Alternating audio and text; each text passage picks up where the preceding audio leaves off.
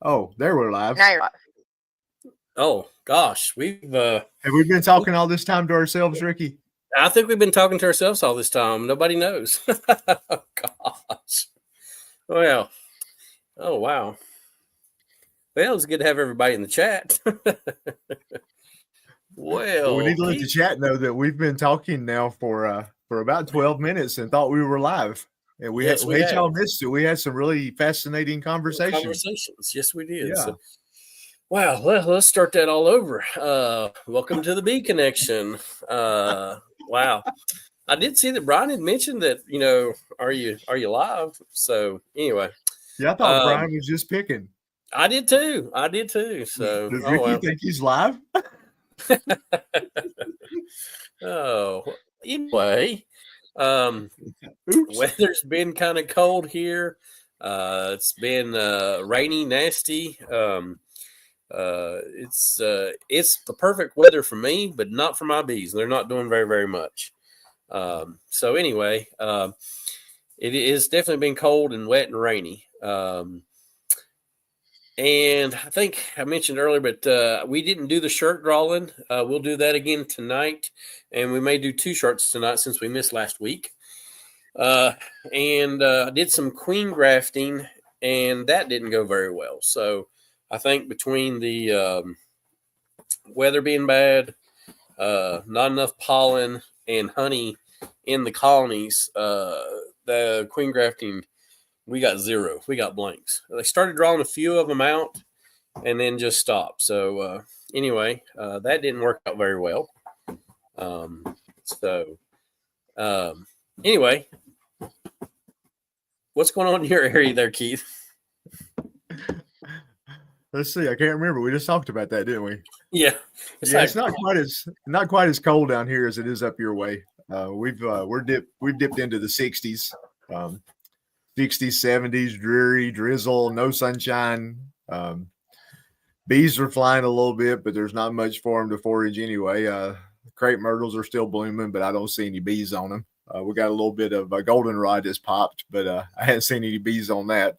So bees are pretty bored hanging out on the landing board. I've got sugar on 11 hives drawing out comb. I've got it on about 8 other ones, I believe, just to put a little bit of weight on them. But got all my OA rounds made, so that's done for a bit.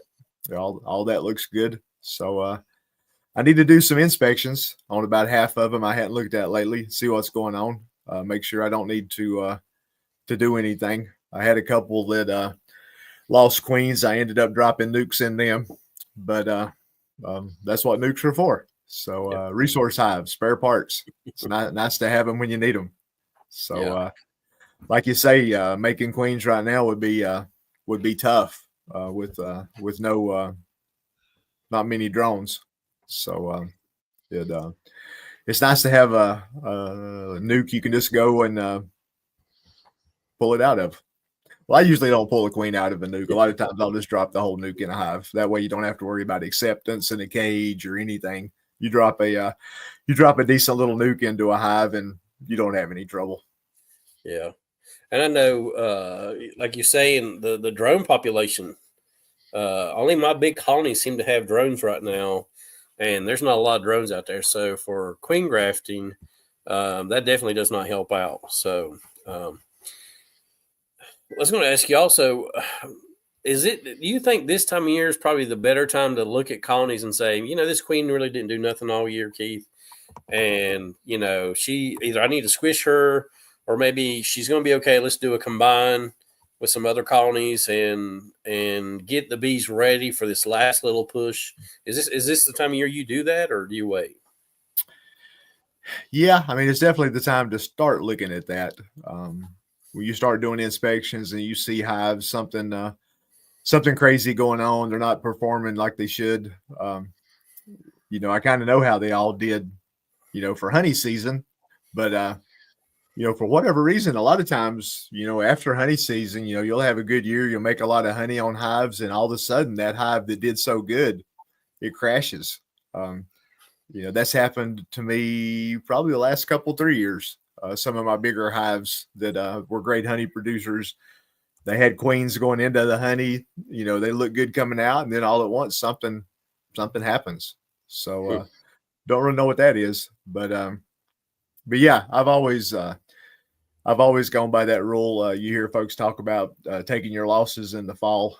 Um, you know, so you go into winter with your the best you can, instead of trying to drag some wimpy hives into the winter, because you know that usually don't work out. So No, I've got to say, every time I give that a colony a shot, and say, I'm just going to let this queen try to make it. I'm not going to do a combine. I think they'll be all right. I'd say 100% of the time they don't even make it, you know. Yeah. Yeah, I do the same thing. You know, I got a video coming out Saturday. I think one thing I say in there is I always like to try and give nature a chance to work it out. You know, when they get in a pickle, Yeah. if you've got time, if you're not in a big hurry, but sometimes they do, sometimes they don't. But it seems like this time of year they don't. You know, in the spring they can things seem to work out pretty good. You just need to be patient and let them go. And there's just so many things going right in the spring to help them. This time of year, there ain't a whole lot going right for them. You know, dearths, robbing, a lot of things going wrong for them. So if they've got another problem, that's just something else to worry about. And a lot of times they can't get out of it. Yeah. So would you say this time of year, maybe not only if you're looking at doing maybe some combines, you should be looking at maybe putting those entrance reducers on there, getting ready for the robin, because we usually do tag a little dearth right around this time, and it does get bad right before that goldenrod hits. Yeah, now mine's a little different on that anyway. You know, I run screen bottoms on all my hives anyway, so I never take my reducers out. I always leave them in that the bigger opening on the reducer. Okay, awesome. I didn't pull any of them this year, so you know, I don't have to worry about ventilation with the screen bottoms. So, but yeah, robin season is still going on. I noticed what little bit of inspections I did before I made a video the other day, the bees got stirred up. You know, if I had been doing a lot of inspections, I probably would have had to quit. But they all just. Uh-oh. If Keith froze up or if I froze up. Oh, there we are. Okay. Did Little you match the hiccup there. button? Was that me or is that you? I think it was you. Oh, it says Keith. I don't know. Anyway, so it looks like is Rodney coming down, Brian, with us? Guys, we mentioned this earlier while we wasn't live, that we're going to get to see Brian from Castle Hives. You get these Ohio boys coming down to North Carolina. It's nice to get out and see them. So we're going to try to go down and see Brian for a little bit. Says, yeah, the boy. Cool. So Ronnie's going to be there also. That would be cool. Yeah. Seeing other beekeepers you're around, that's really nice. And you know, my wife loves Brian because we like to talk about Taco Bell. That's real Mexican food, and she definitely gets a kick out of that. So That's funny. Yeah. Well, did you end up making any honey in your new cattle wagon? Oh yeah. So I got basically 3 boxes of sourwood off of that, and yeah, I had to dry that honey out because it was really high on moisture level, and that was during that when, you know, I think JW was talking about it when you had all that humidity and stuff, and it took me forever to get that honey down to the level that it needed to be at. That back down to about 18, I think is what I got it to. I think it was 24, 25 when I got it. Wow. But none of it was capped. I knew it was pretty wet when I spun it out, but if you really want to catch the sourwood, you know, you don't want any contamination. So to get it capped is kind of hard. I did notice some of the guys that brought their trailers up here had put sugar water on top of their colonies right at the end of the sourwood. I thought that was kind of interesting. I didn't know if they were padding the sourwood flavor a little bit, or was I using the sugar water to cap off those supers? I don't know, but Yeah, it was de- that's a little risky. yeah, yeah, definitely risky. So Because I've heard people talk about, if you make the sugar water thin enough, they won't store any of it. But I don't know that that's 100%. right. I'm running some really thin syrup on mine right now, getting them to draw some comb. And the stronger hives that have drawn the most, they've started storing the sugar syrup in the comb that they've drawn out. So they will store the light stuff too.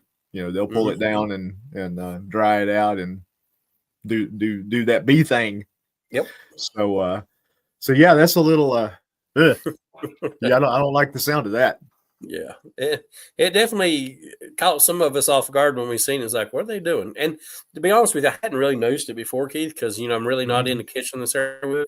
But when I moved the trailer there, it was kind of noticed it a little bit more. So again, I don't know if they were padding the sourwood with a little bit of sugar water, or if maybe, like I said, maybe they're trying to cap it off. So give them the benefit of the doubt. So I don't know much about kitchen sourwood anyway, but my 3 supers did not get capped. So now, where was it that you took your trailer? I took it to the top of the mountain at the it's right at the top of 16 where there's a damn Bella, my doggy. Took it to the top of 16 where if you ever come across there and there's a stone bridge that crosses there for Blue Ridge Parkway. Yeah, that's where we had it at. Had a good spot right there. So okay. Yeah. That's probably, what is that, 3,500, 4,000 foot up there? Or? I'd say right there's probably right around 3,000 feet. Oh, okay. Yeah, not quite that high. They're about right where we are here as elevation wise, but do have some sourwood that's 3,500 feet, and it's more towards Mountain City, and it's up on Bulldog, and it's about 3,500 feet, and the sourwood come on about the same time there. So, yeah. Well, is there anything else blooming up in your area right now? It's kind of interesting. Like, a lot of places don't have a lot of blooms, but we still have we got yellow wing stem that's blooming really heavy right now. We've got the purple ironweed that's blooming, and I've seen that pollen in the colonies, so you get a really pretty purple look in there. So that's definitely coming in. And then we have I think it's maybe Japanese knotweed. It's a vine that's growing on the fences with a real pretty little white bloom. We've got a lot of that going on right now. So yeah, we're still got some stuff coming in, but to me, it's just enough to keep the bees going. It's not like they're going to put any kind of honey up for it. It's just to keep the colonies rolling. Right. Yeah, I haven't seen anything yet, but a little bit of goldenrod down here. The crepe myrtles, they're all fading away. So a little bit of goldenrod, but I haven't seen any bees on it.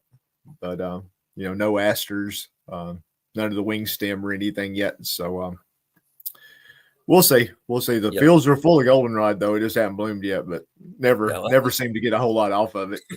Maybe I tell you what, the last time I was down at your property, though, it looked like the goldenrod was everywhere. It's like it was about to. Yeah, the goldenrod right there in front of my hives. I've got I guess that's a couple of acre field right there. It's just full of goldenrod. There'll be a ton of it, but they just don't seem to get much off of it.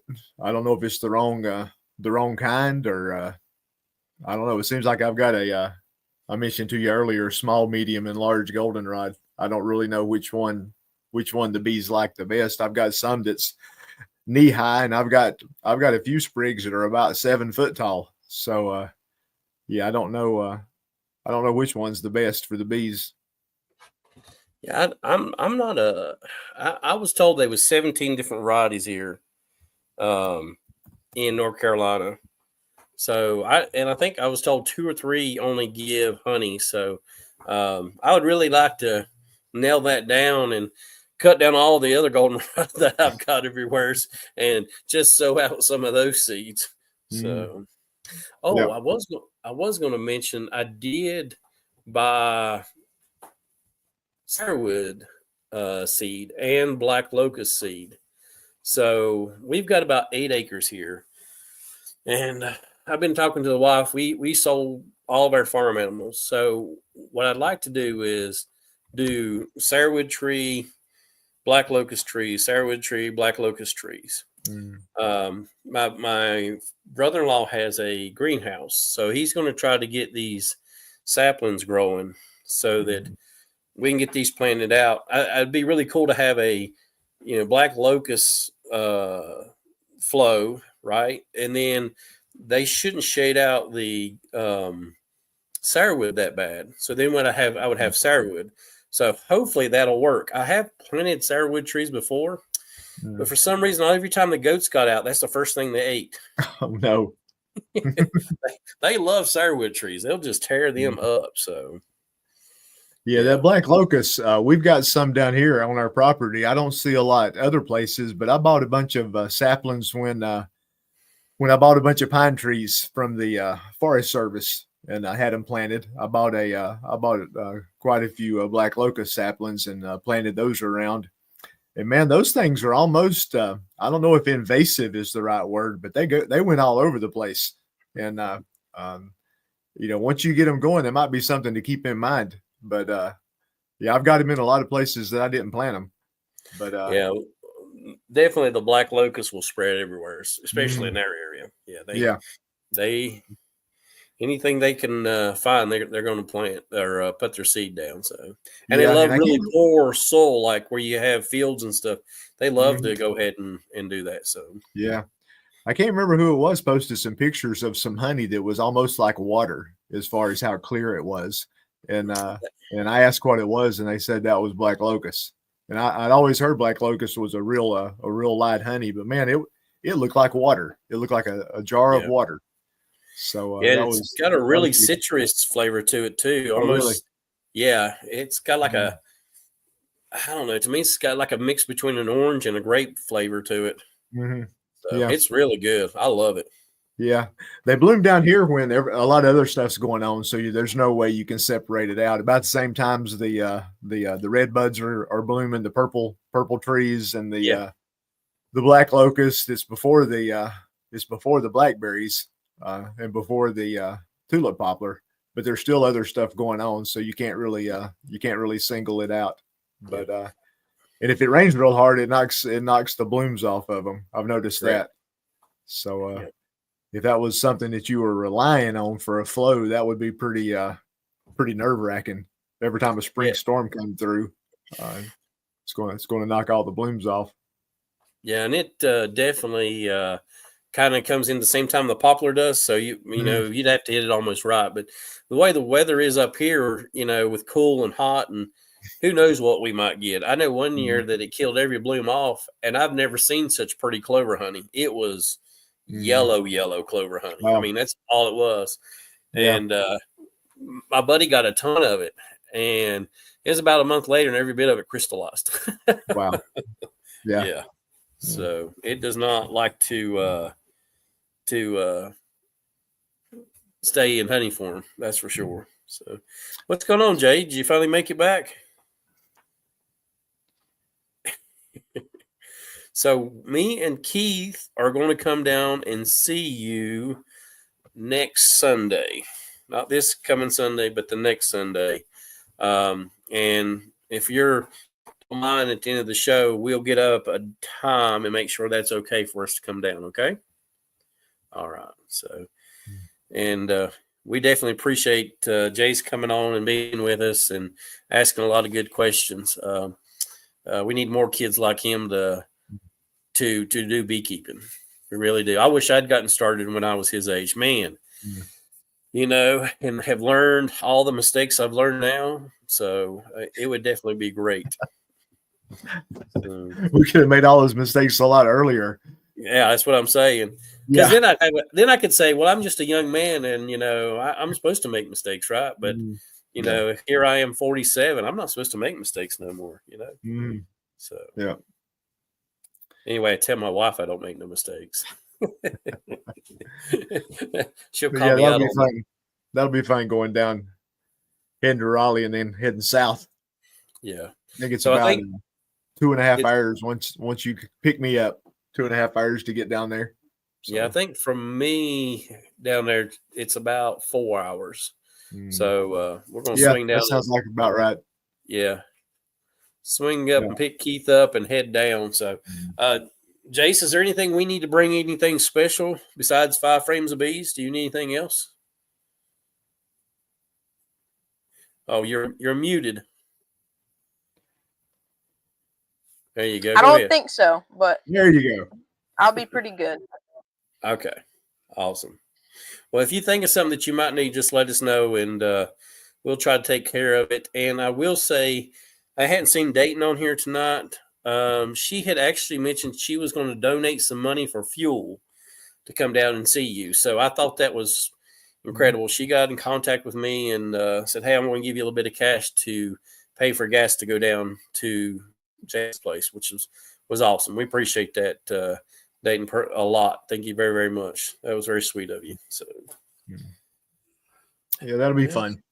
yeah, we'll have a good time. We'll get your yard back buzzing again. Yeah, yeah. I hope so.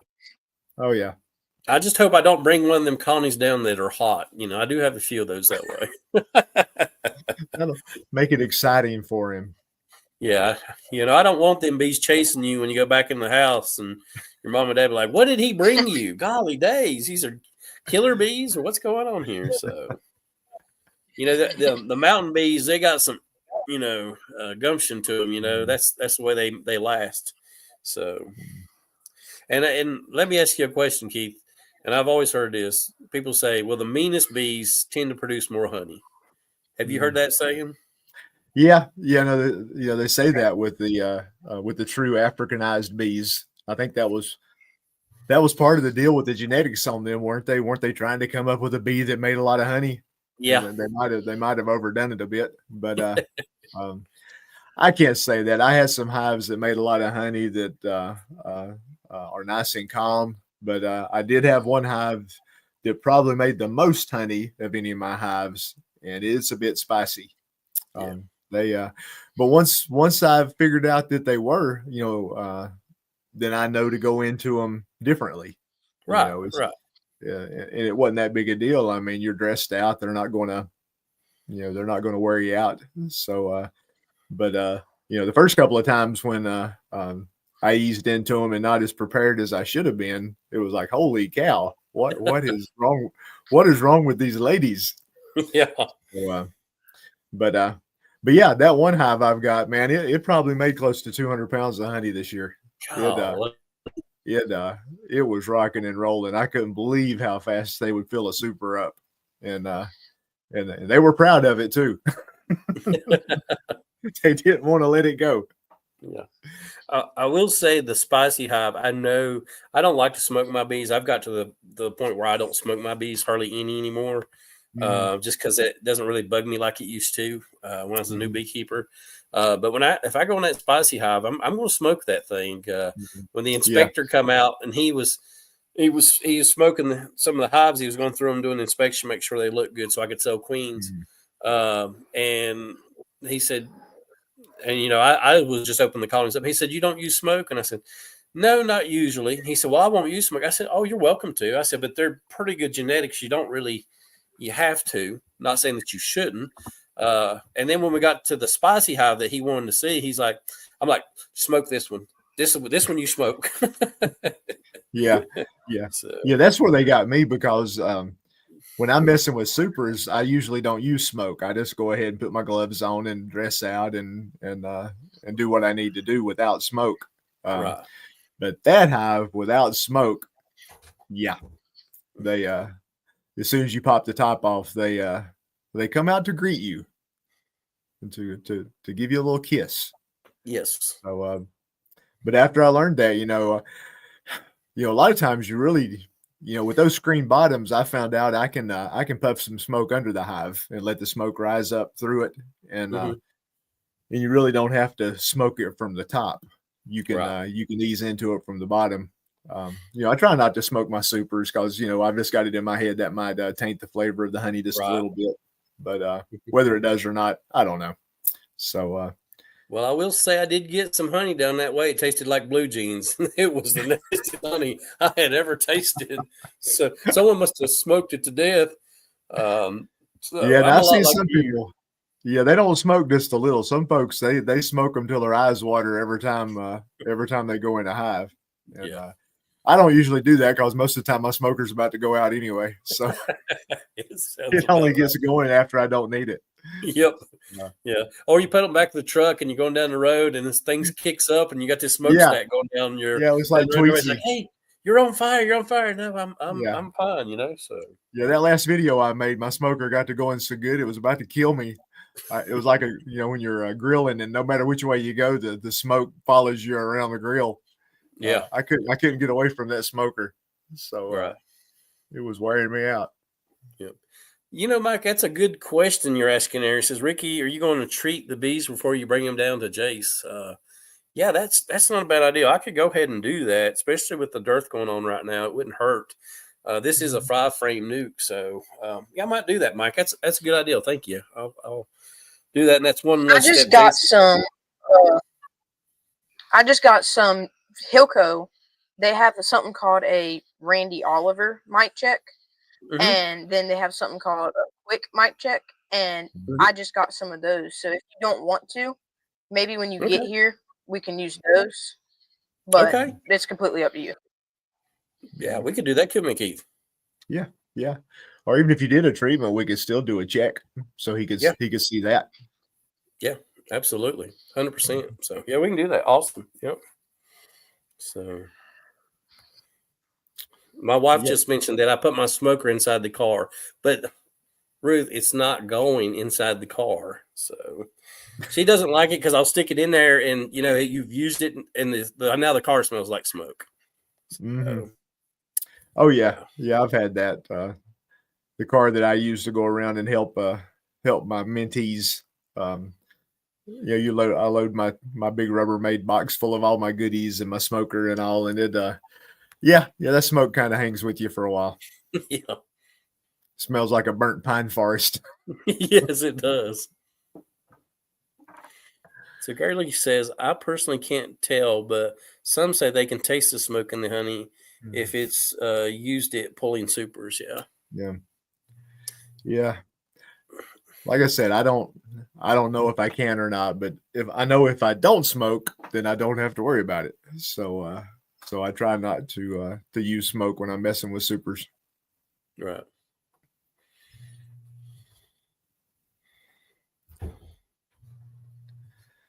Well, there's DC popping in. Yeah, DC. We're talking about everything, DC. DC, you need to just come on here tonight.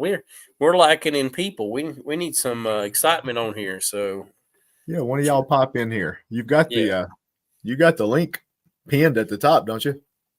Yeah, I think I do. Yeah. Yeah, it's at the top, right? Yep.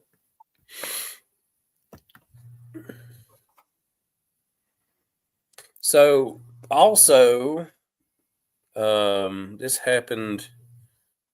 What day was it? Wednesday. I had taken 2 colonies back over to my mom and dad's house, and they'd been over for about a month, and got bear attacked again. So, oh no. Yeah, I don't know if this was the same bear as it was the first time because it didn't do as much damage. The first time they got attacked over there, the bear actually picked the super up, the whole box, basically, because I had them strapped together, and took them probably 20 or 30 feet off behind a log laying down and sat there and ate all the bees out of it. So, wow. Yeah. But this time it knocked the hive over, ate a little bit of the larva, a little bit of the honey, and then left the box like maybe somebody'd come down the road and it spooked them off. Anyway. Where's that located at compared to where you're at? That's about a 20-minute drive from where I am here. Yeah. Okay. Further on up into the mountains, or? Yeah, further on up in the mountains. Yeah. So my mom said she was missing not seeing the bees. So it looks like I'm going to buy a fence and do all that good stuff. So yeah, get out the Bob Benny electric solar powered fence There we got Sean on here tonight. Yeah, I'm bored at work. I'm a security guard, and there's nobody in this building. So, Well, Sean, we're glad to have you, and I know I've talked to you several times, so it's good to finally see you face to face. I do see some of your videos and stuff, so some stuff you post. So you've been doing all yeah, I right? do a lot of bee removals and stuff. So I tend to post some of the pictures from that. Yep. So So why don't you let everybody know where you're located at, so they get I'm an in idea. Lansing, Michigan. So Michigan is shaped like a mitten, and I'm right in the palm of the mitten. So, yeah, I've got 27 beehives. 20 of them, about 3 blocks from our state capital, and I keep pretty busy with them. So I have 20 colonies in a 39 and a half by a 110-foot lot. So how was your year this year? I went from last year in October from 15 colonies down to 6 during the winter, and I've been doing cutouts. We've done 16 cutouts since April 14th, and so I've been building my colonies up. I'm back to 27 of them now. I also bought 2 colonies that were on almonds out in California, and split those 3 times each. So other than that, the colonies all come from my cutouts. Okay. So, A pretty good year, honey wise. I haven't extracted it all. I've extracted about 5 gallon buckets so far. I've got 6 more hives to go into. Okay. I sell about 500 pounds of honey every year off my front porch and through marketplace. Yeah. And my wife's making candles and lip balms and stuff. So, yeah. Good deal. So, yeah. Yeah, I guess Brian your says- winters are pretty harsh up there, aren't they? It gets to be when it's really cold, 10 below, maybe 20 below. Sometimes with a wind chill, it's more than that. So, yeah. We don't get as much snow as we have in the past. I mean, probably 30 inches of snow, maybe, where I am. So, Okay. I'm trying to read Flower Street's comment there. Last year, yeah, we invited him to come join our Michigan Beekeepers dinner that we had over at while we were in Nobby. So, nice meeting them for a change. Yeah. You going to make it to Nobby again this year? Yeah, this will be my 4th year in a row. Okay. So, yeah. Good deal. Mm. Yeah, that's probably about the same for us. We missed the very first, the first one in Sevierville, but we've been to all of them since the first one. Mm. So, It's a nice 5.5 hour drive is all. Wherein it was in Sevierville, it was 9.5 hours. So yeah, makes a big difference. yeah, that's about what it is for us now. It was a lot closer in Sevierville, but now up in Kentucky, it's about 5.5, 6 hours for us. Sorry, I missed the story of the young gentleman that's with you guys. Yeah, Jace, you want to tell them a little bit about your story, about your beekeeping and stuff? Oh, we lost him again.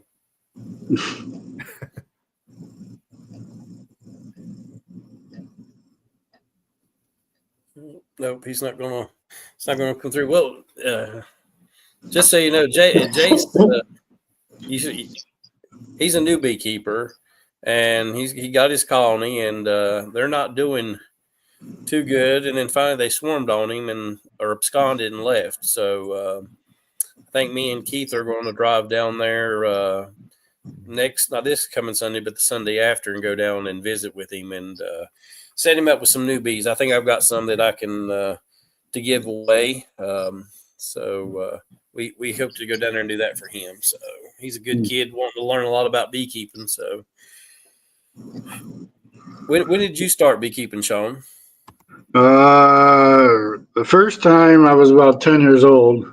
Oh, wow. My grandfather had a couple beehives, and I liked honey. So I went to Michigan State University and took a course through the extension service and got a couple beehives until I was about in high school.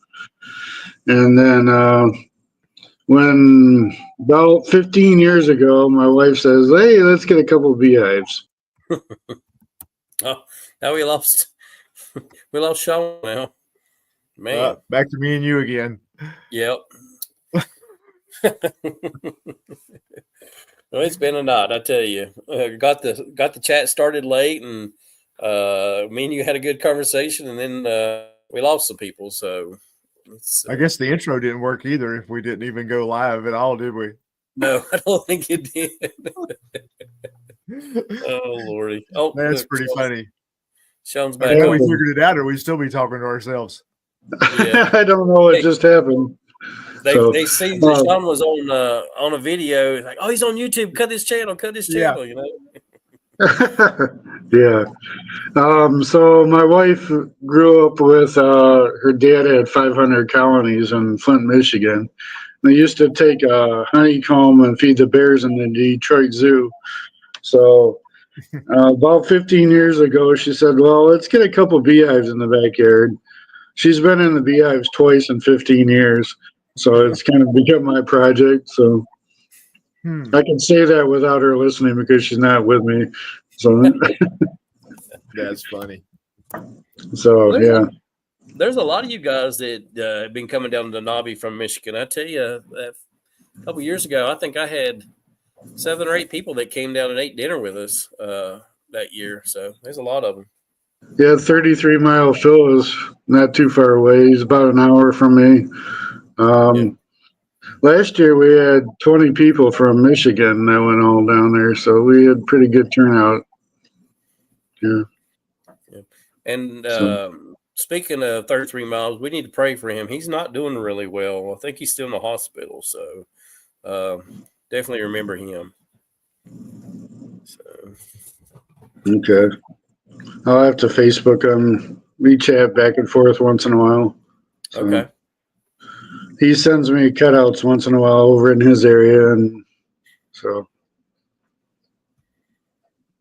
yeah. I ask him questions about his train driving. He's a conductor on a train too, so yeah. And I knew he worked for the train, but I didn't know what his job was. He's a conductor. Yeah. Okay. I think it's CN Railroad that he works for. Okay. Interesting.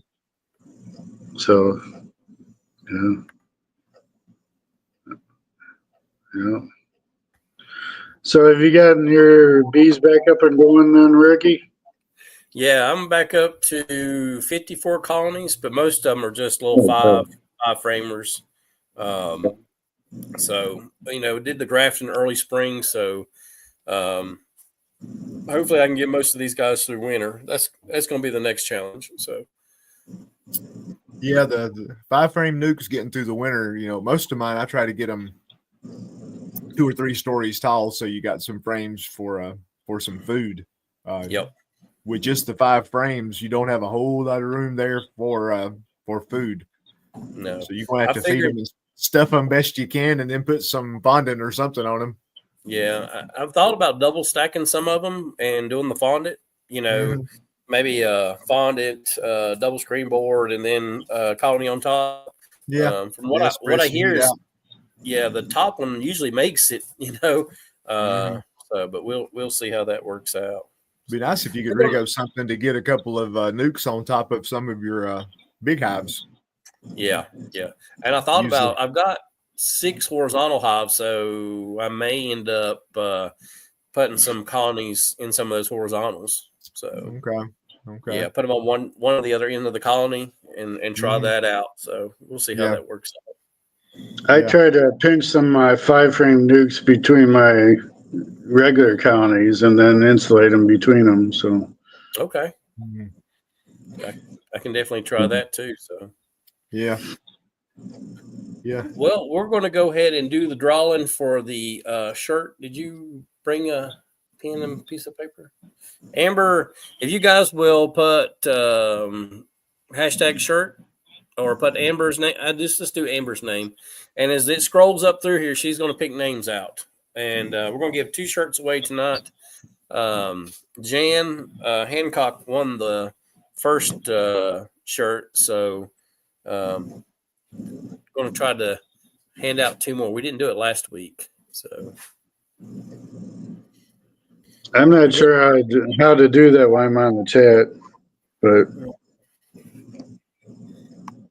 Oh. come over here. Come on. Come here. She's running away. Come here. You can't see the names if you run away. She's so shy. Get in here. Look. No, get over here. On I this can side. see it. Gosh. They did hear you yell. I hope you know that. Wait, what's this one? Huh? Oh, you lost it. Fill up. Easy now. Shh. All right, we're doing a free T-shirt. Give me a second. She wants me to scroll up here.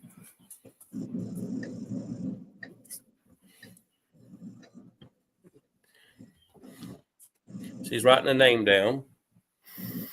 So just keep going. She's going to write the name down for one more. Just keep doing the hashtag Amber in there. Okay, he's looking. You tell me when to stop. Oh, no.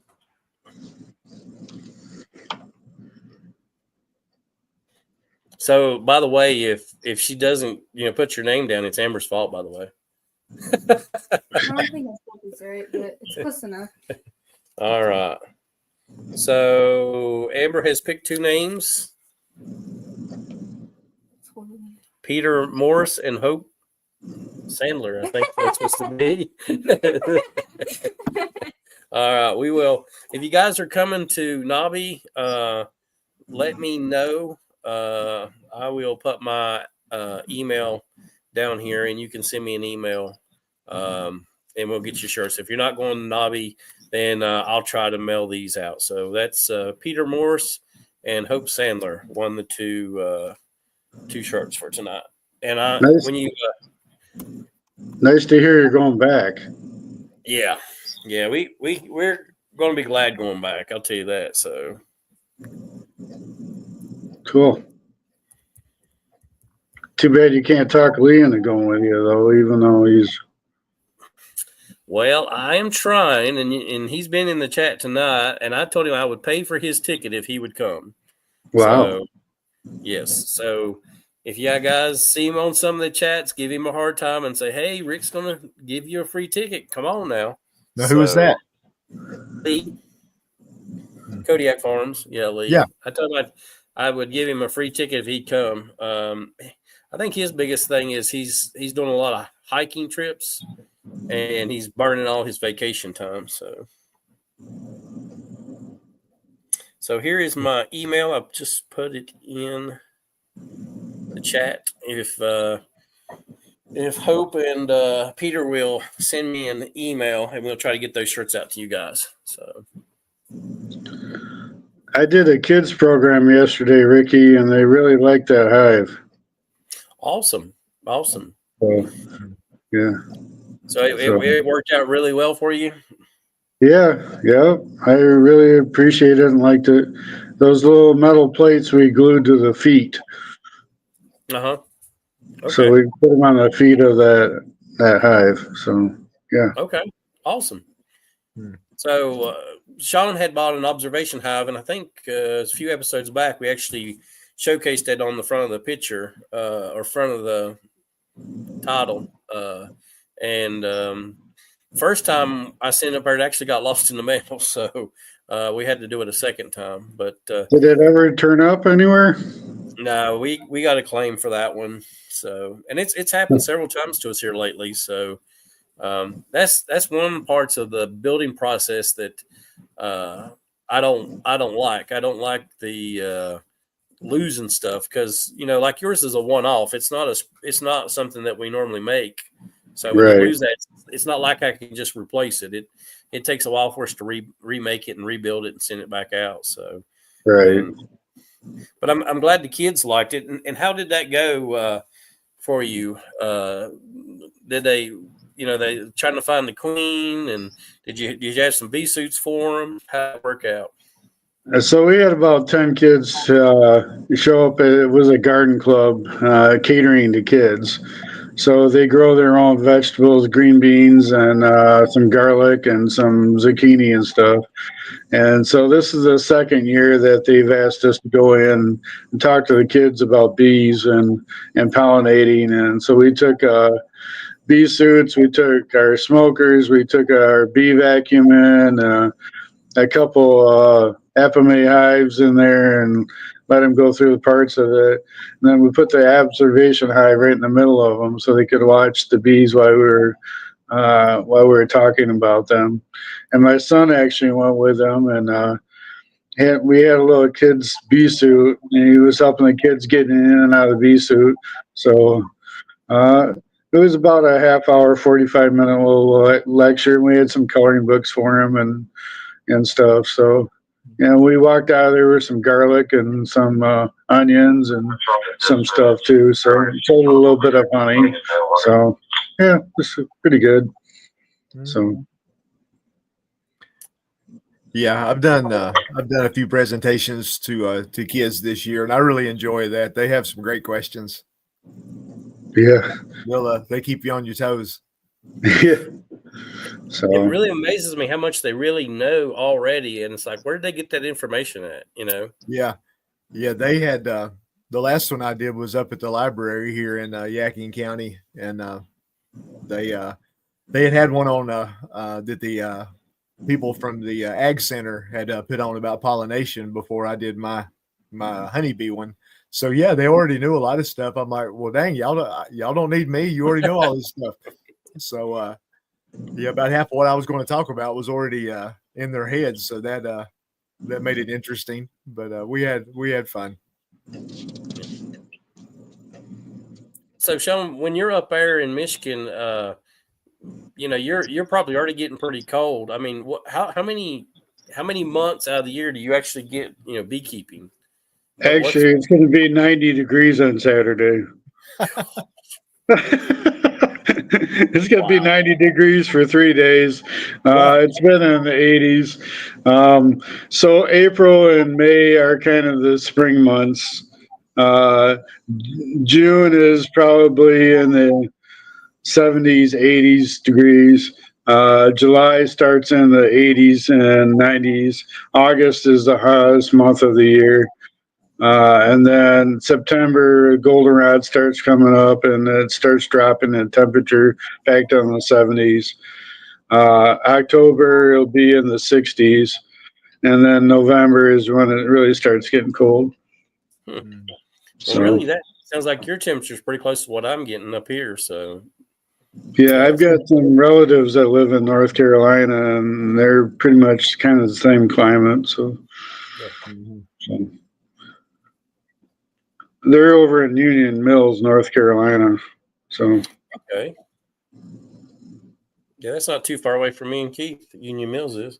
Yeah, it just sounds like the harshest part of winter. Yours is harsher than ours is. Definitely harsher than mine is. So if the bees can make it through February and March, then they're gonna be all right, because they'll start swarming in May. So if they can start building up in April, it's pretty much the climate for them. Quite often bees will make it through January and they'll start running out of food, or they'll start breaking cluster. What kills a lot of bees for us is when the temperature goes up and down. So in January, we may have a 50-degree day, and the bees will start out flying around and moving around, and they'll break cluster, and we'll get back in cluster. So we'll lose the bees based on that. So that's one of the biggest reasons I try to figure out how to manage them accordingly. I try to make sure all the bees are in the center frames, in the hives, when they go into winter, so they just move up as a group, but sometimes they don't they don't move at all. So Yeah, see, it always kills me how they'll break cluster maybe, or they just won't move over to the honey frame right next to them. I mean, they don't have to move very far, but there's something that holds them to a certain area that they just will not move. Did they break cluster and get in the wrong spot? Was there some brood there that they weren't going to move off of? And then the bees starved to death. That just kills me. yeah, that's one of the biggest reasons I lose colonies. I think it's not necessarily mites, but it's whether they break cluster. You'll see scattered patches of bees with their heads inside the comb, and they just froze to death because they don't stay together. Yep. So, Yep. So yeah, well, that's what go ahead. I probably should walk around this building. I'm getting paid to go check doors and stuff, so I probably should get off of here. So, all right, Sean, we appreciate you coming on tonight. Yeah, thanks for dropping nice in. talking to you guys. So, take care. Figure out how to get out of here. So, Keith, Troy's got a really good question. He says, what are you guys doing as far as record keeping? Do you do any record keeping, Keith? Yeah, I use a Sharpie on top of the hive. That's kind of my record keeping. It doesn't work too good for long term remembering anything because it does fade out after a while. But it works for me. I mean that gets me several inspections worth of information, right there in front of me when I'm looking into a hive. Plus my noting mite counts, whenever I do my OA treatments and count my mite drops on my boards under my screen bottoms. I always list all my counts there. But yeah, that's my only record keeping. That and my phone. Now my phone, I use the calendar in the phone a lot to keep track of say if I go in a hive today and say I did a walk away split or something, then I can go 30 days from today and put down that I need to go back in that particular hive and check for a queen. So it keeps me, my calendar in my phone keeps me abreast of what I should be doing that's on a schedule.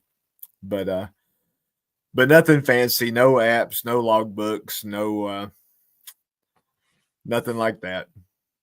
A Sharpie and my calendar. Yeah. How about you? Yeah, it's about the same, Keith. Most of my records are kept right on top of the colonies, and especially selling the queens, pulling the queen out, virgin coming back, I will put the treatments down when that happens. I did get to the point where I actually made some notes in the house to kind of help me out to make things a little faster. But that lasted maybe a week or two. Mm-hmm. And then I was right back to looking at what was on top of the colony. So probably not the best way to do it, but there is some notes there that the next time I go in there, what was in there the last time, right? Mm-hmm. Yep. And also what I started doing was putting on how many frames was full. Because when you're doing the queen rearing, I try to keep most of the colonies down to 3 to 4 frames. And if I got a colony that was full, I'd have 5 little slashes there, and I'd write, 5 full, so that I know I need to pull a frame out of there, because if you're not double stacking those up, right, and you're just trying to do the queen rearing process and putting a new queen in there every time, it was good to know that this frame needs to come out. Let's give those resources to another colony. So that was one little trick that I used that really helped a lot. And I did have a few colonies that didn't boost up, and they were like 2 frames. So of course the horizontals was the easiest thing to rob. So I went and robbed frames from them. So yeah. Yeah, a lot of my notes are, if people looked at my hives, they'd have trouble figuring out my little hieroglyphics. But a lot of times, I've kind of got in my head what I'm looking for, and I'll put down a date and QR queen right, GF good food, GB good brood. So it's right. QR GF GB, and that's all I put down. if it's anything different, maybe poor brood, low food, whatever. So, if I had a bunch of these, would be really nice. This is from Castle Hives, yeah. and this is the one for doing queens. So it's got your dates and times and all that stuff, and you can spin it around. I got this from Nature's Image Farm. So, but yeah, if I had some of the queen right dolls or some of the regular dolls, that would definitely come in handy. So,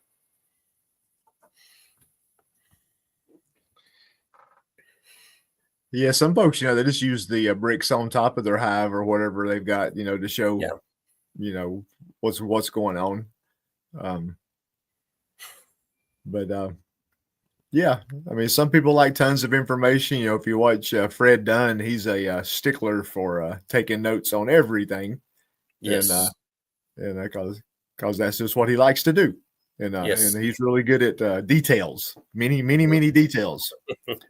So I'm a bit sloppier with my notes. I don't need that much information to do what I want to do.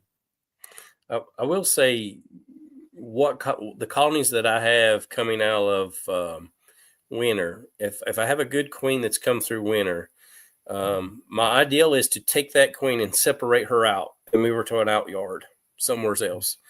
And my ideal is to make some queens that are really adaptable to this area and look at traits like, does she have like ankle biters, or some of the tests that you can do on them to see if they're more resistant to mites. And take these queens, every year take a queen out of the yard and separate this queen out every year, and maybe get some queens that are really adapted to our area. So and that's the ideal for me. So taking some good notes would definitely help out. So yeah.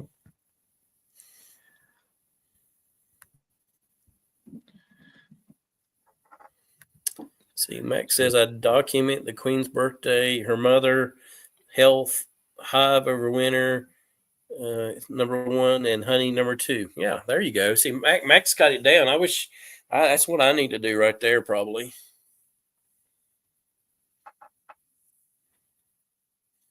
Anybody else? You got a way how you document your bees? Troy asked a very good question. What other ways do people mark how their colonies are doing? What notes do they keep?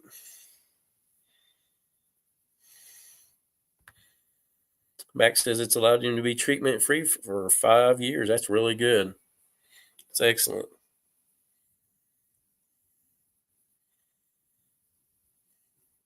What about you, Jace? You gonna have some notes on your bees? I will, but what I usually do is I'll just take a notebook and a pen and just write down what I see and what I need to do for next time. And Right. that's about it. I don't really keep too many notes about them. I kind of just watch and make sure nothing too crazy is happening or anything.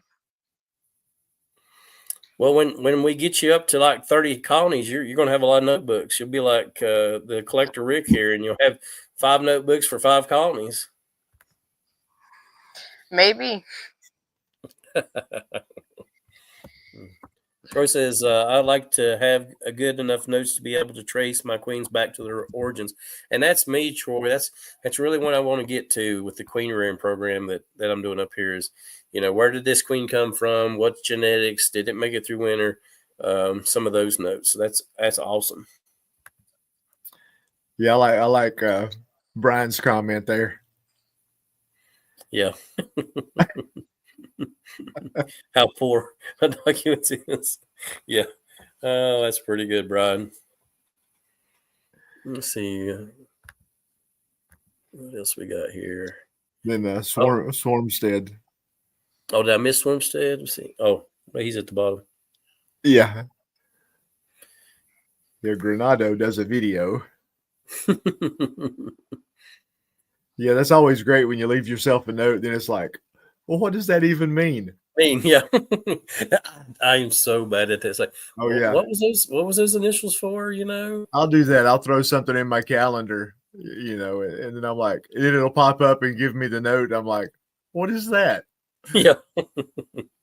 I got one the other day, and I put BS on there, and I'm like, why did I put that on there? I couldn't figure it out. I don't know what it meant. So.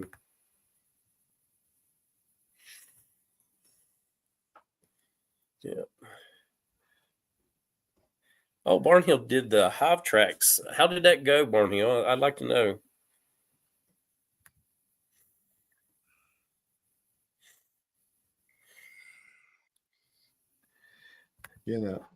Yeah, Jonathan, my AI queen come in late.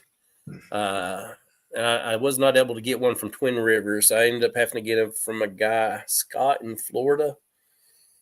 And it was a mess, to be honest with you. I really thought I was going to lose her before I actually got any larvae or eggs or brood or anything from her. But she did start laying, and I did lose the first grafts off of that queen. So, but she's still doing really good. So I'll definitely give that a shot again. I think that was mostly only. Now, where's she at for the winter? Is she in a big hive or a nuke or? She's just in a nuke right now, and I've actually got a queen excluder going across the front of the entrance. I am not going to let her out, and I didn't want to like clip her wing, because I don't want any damage to her. Because they really didn't act like they wanted to take her anyway. So I knew you had trouble, or you thought you were having trouble with acceptance. Right. Yeah, well, she's laying now, but I definitely don't want her to get out. Yeah. So, and then what's funny is they do something similar to that in Mexico down there. They put a queen excluder on the front of the hive, and I asked the guy down there, I said, why did you do that? And he said that the Africanized bees in Mexico will come in and take over a regular colony of. Yeah, there's a fancy word for that. I can't remember what it is. Usurp. Is that it? If anybody knows. But yeah. But that threw me off. They not only rob it, they take over. Yeah, they just take it over. They just come in and take it over. I was like, wow. So that blew my mind when he told me that. So we do some of the queen excluders for some of the horizontal hives, and I had just a little strip, so I put that on the front of the colony. So. Mm-hmm.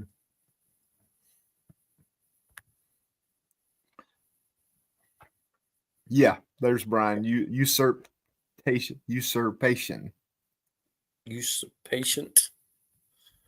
The big word of the day. Big word of the day. Learned a new word. Mm-hmm. I can't hardly talk Spanish, much less that word, Brian. Yeah,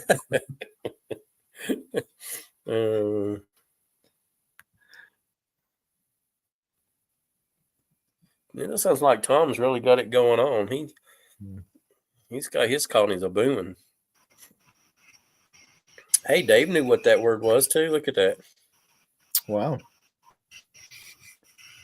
Yeah, Peter, I'm right there with you. That Sharpie works good, and if you want to put some duct tape down, that's another way to do it. It's cool enough up here. The duct tape don't really peel off.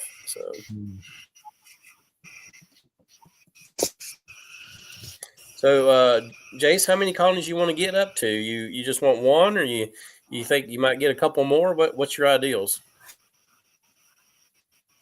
So for right now, I want to try a hobby. Just because I guess I don't have the time. It's just I'm still learning, and I don't want to get too many colonies and then have 10, 15 of them die out, and then right. I don't know. Just right now, I'm trying to keep thinking if I had a number. Every time he starts talking, he gets kicked off, man. That's not even fair. Yeah. So. I wonder if it's his computer or his connection or. Yeah, I think he's on a cell phone. So. Yeah. I hate that he keeps getting kicked off. I may have to take him an extra computer down there, I guess. So Yeah, we'll just try to set him up best we can to get him through the winter. First off, um, I'm guessing he's got 10 frame boxes. Did he ever say? he does have a 10 frame box, and like I said, I think he's got a few combs. So if we can get him maybe an internet feeder, or talk to him about what feeder he's got, and kind of set him up when we get down there. So yeah, and I believe he's going to need to get some feed on him, no doubt, because he don't have any resources for him. It don't sound like. And we can do a treatment while we're there, or we can do a wash while we're there. So I don't mind taking a little time and help him out, and we'll drive back home. So yeah, that'll be fun. Yeah, it's always nice to help other people out. So I had a lady that mentioned to me, she says, "How many people do you help?" And I'm like, "Well, probably 8 or 9 people. I'm a lot like you, Keith. I help a lot of people out." And she says, "That's a lot of work in it." And I said, "Well, it is." But I said, "You know what I find out? That I see a lot of different things that I probably wouldn't have seen in my own bee yard. Things that would just pop up that's unusual or abnormal, right? And it makes me a better beekeeper by helping those people out." Oh yeah, I agree. It's just like a race car driver going to different little dirt tracks and driving different cars and doing all kinds of stuff. Usually it works out. It makes him a better driver. So, but yeah, I see stuff, in other folks' hives that I don't see in mine for whatever reason. Definitely get a lot of questions from them. My my newest newbie, she did her first inspections by herself last weekend, and she called me all in a panic because she couldn't find any brood in either hive. And I knew there was brood in there the last time I looked, and we just got through doing the OA treatment, so I got her to make some pictures. Then after she made some pictures, she saw the brood, so it was obviously larva and cat brood in both of them. So I don't know if it was. She might have some of the same trouble I do when she wears reading glasses. When I wear my good reading glasses, looking through my veil, it really just helps me see the veil really good. And I really am thinking about going to one of those clear screens like Mike Berry's been using in his veils. I think that would help a lot along with reading glasses, so it don't just help you see the veil better. But anyway, she was relieved. Hives are fine. Both of them are very strong little. They're both 5-frame, 3-story nukes, so lots of room for food. And they really had too much food in them. I had to pull some honey out of them actually, so they should be in good shape going into winter. But yeah, she was all upset. Couldn't find brood in either one of them, which I knew that just didn't sound quite right. So, but yeah, I think it helps to help other people. It helps you, and it helps you and them. Well, and like you said, they ask a lot of good questions, and sometimes I have to make a telephone call and ask somebody else, or try to find the research. You get. I'm not like Frederick Dunn, of course, but you go down that rabbit hole of trying to answer somebody's question. It will make you learn whether you want to or not, right? Yeah, yeah, because when you're helping 4 or 5 people and they're texting you quite regularly. I saw this, I've got this, what should I do next? Blah, blah, blah. So, yeah, keeps you on your toes.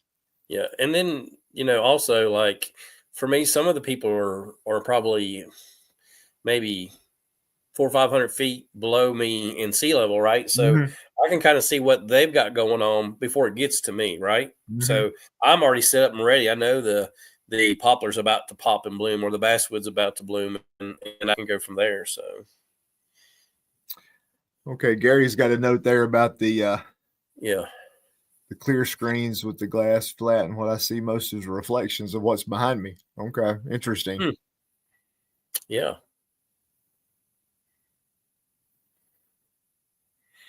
Yeah, Brian, you're right. You learn a lot when you teach others. And I will say I'm not the best teacher. I do stutter a lot and don't talk quite plain because I'm a hillbilly, but that's all right.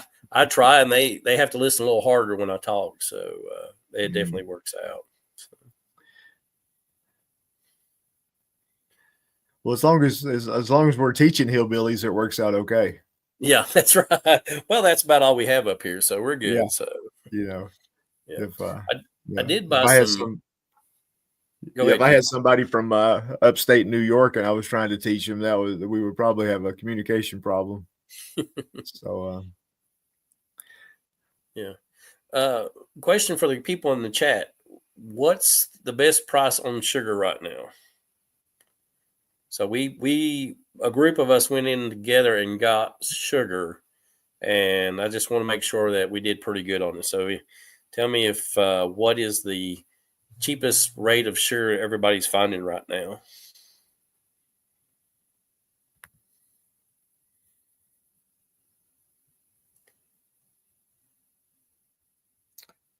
yeah, I just got some at Walmart. I was checking to see. I think Sam's Club is probably the best price out there, but I'm not sure. So what's the best price on sugar right now? If you got to buy sugar, what would be the best price? At Walmart, it's right at 80 cents a pound for a 25-pound bag. Yeah. I think at Sam's it's $40 for a 50-pound bag.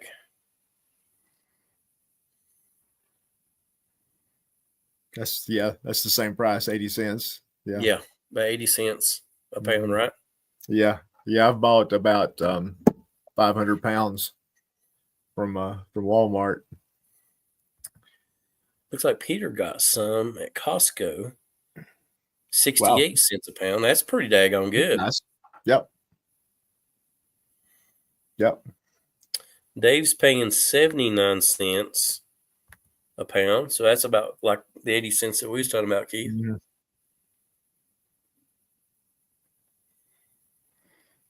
Oh, we're talking kilograms. Kilograms. I'll have to do some math on that one. Yeah.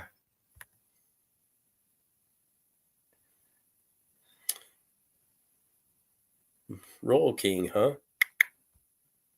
Mike says Royal King. $7.49 for a 10-pound bag. Yes, 75 cents. Yep, about 75 cents.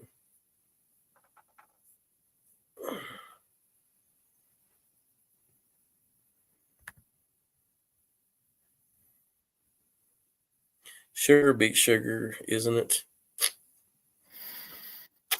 So they can still take the sugar beet sugar, right? There's not a problem there, right? Am I not right on that? I don't know. That's what I've used for years. I hadn't heard the bees complain. Yeah. They're sucking down. My biggest feeders are about 2 liters, and they drink one of those every day. I imagine they drink 2 of those if I would let them, because I fill them up.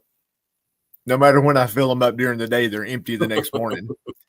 So it's amazing that a bunch of bugs can take down over a gallon in 24 hours.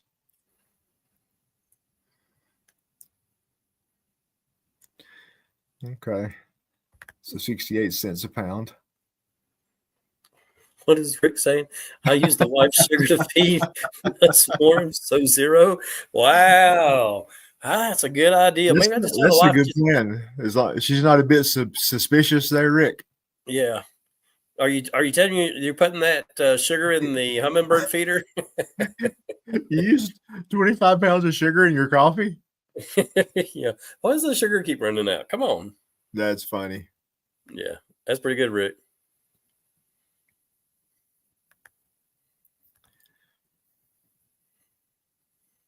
It's bleached sugar. What's bleach? I don't know. I don't know that term. Bleach sugar? I don't know. Anybody in the chat know that? Bleach sugar? I mean, you don't use brown sugar. Brown sugar is bad. Yeah, it makes me use the bathroom. White, granulated sugar. Mm-hmm. Is that? I don't know.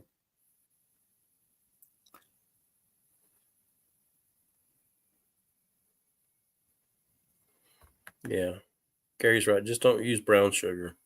Yeah, it's bad for their guts. Yes.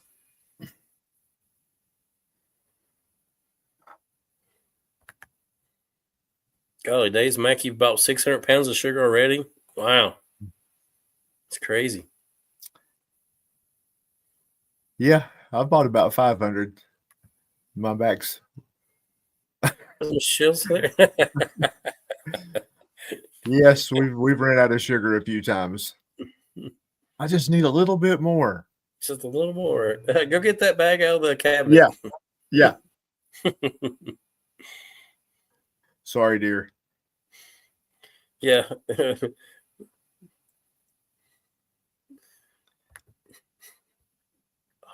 I missed that one. Let's see if I can go back and get it. And it's the best for your bees. You see that, Keith? Yeah. It's the easiest and the cheap one to find. That's right. So, But it never gets old bringing those bags of sugar through Walmart and people giving you funny looks. yeah. I do get asked, what are you doing with all that sugar? Because I think a lot of times they think I'm making jelly or something like that. And it's like, it's for my bees. And they give me a look like, Yeah. bees? Really? So, Making some moonshine up in the heels. mm-hmm. You see what Mark Miller said? Sugar from my dog is a lot cheaper than from my wife. Very philosophical there, Mark. Yeah, well done, Mark. That's funny.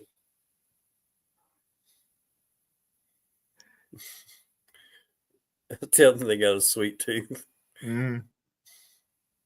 Yeah, Gary, I guess you could say it was from moonshine. That definitely in our area would people would believe that in a heartbeat. Oh yeah, yeah. They probably believe that more so than they would bees in many places. Yeah. Bees. Yeah. I thought it was for shine. Yeah. Oh, okay.